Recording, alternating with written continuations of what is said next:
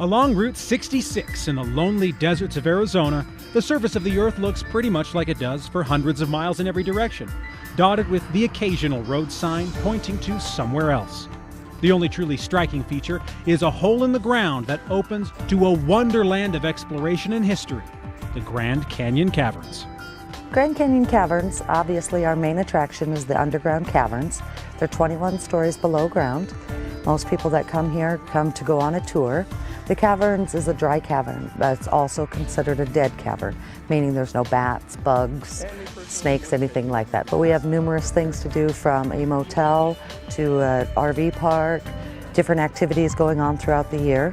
This is privately owned property. After they finished building the Hoover Dam in 1935, this sent the leftover supplies they had here.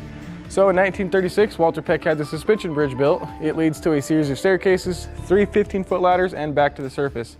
That is the natural entrance. Walter Peck was the original owner of the caverns and would bring people on tours for 25 cents with the promise of seeing the remains of cavemen. Now, while the remains weren't actually Paleolithic hunters, but rather recent white settlers, other fossils proved much more ancient and incredibly interesting to scientists. Since this is a very rare dry cave, conditions are perfect for mummification. I decided to explore along with my guide Zach and discover some very interesting aspects of this dark world. All right, so this is Bob. Bob was our mummified bobcat. He fell down here around 1850. He broke his hip, and as he scurried around trying to find a way out of the caverns, he stirred up a bunch of limestone dust. He was breathing in the limestone dust, and it basically turned his lungs into rocks, and Bob perished down here. Being there's no bacteria or no organisms to help decompose his body, Bob is perfectly mummified. So this formation we see here we call Snowball Palace. I'm sure I don't have to explain why, but I'm going to anyway. It looks like snowballs. I have little kids ask me all the time, how come the skeleton's down there?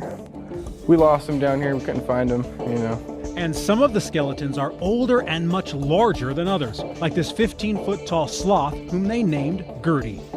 Poor Gertie fell through a natural entrance right above us 11 to 12,000 years ago, fractured her back, and just like any of us, she tried to climb out of here the way she came in. When she did this, she left her claw marks on the wall for us to see today. All of the features and history are incredibly intriguing. The caves actually reach 60 miles all the way to the Grand Canyon. They've never been fully explored, and the only reason they know their eventual terminus point is through smoke tests they ran decades ago. The smoke disappeared into the caves and popped out 2 weeks later in the Grand Canyon. Now, they even have a sort of bomb shelter supply room here where people can store survival gear in case of a natural disaster. But what really sets these caverns apart are the rather unique accommodations. For $800 a night, you can stay down 210 feet below the surface.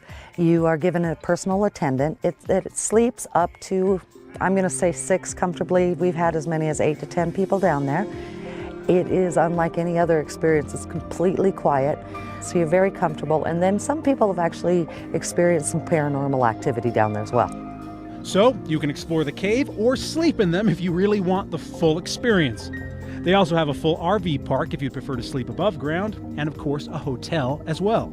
Tours are offered daily, and it's an easy and safe way to introduce the kids to the interiors of the Earth. I think it's just something everyone should experience at least once in their life.